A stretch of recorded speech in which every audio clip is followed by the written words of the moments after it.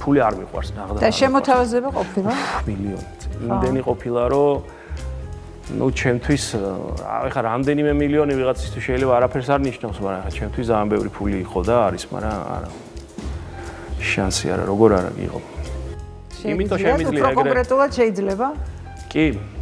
აი მაგალითად რო შევედით ერთ-ერთი რთული გააწყვეტილება ცხოვრებაში რაც მივიღე იყო რომ პარლამენტში შევედით და მე და ჩემი მეგობარი ლევანი და იოსელიანი რო შევედით მაშინ რა თქმა უნდა ფული შემოგთავაზეს შესვლის მერე შესვლამდე არა სად როგორ ანაირად არა რო შევედით უბრალოდ გვითხრეს რომ აა ყოჩაღ რა მაგრები ხართ და გვინდა რომ გაგაძლიეროთ ხო და იყო რამ 9 იმიან ციფრზე ლაპარაკი რა. და ამით მე დამოკიდებული ხდები, ხო? რაღაც რა, მე ეხლა შემიძლია ძალიან თამამად ოცნების კრიტიკა და რავი, ლანძღვაც კი, იმიტომ რომ ვერ წამოგაძახებენ რომ აღებული. ვერ წამომაძახებ. იმათმა მაინც იციან. მე კიდე იყო მცდელობა შემოთავაზების თვითმმართველობის არჩევნების წინ, პირველად ვამბობ ამას.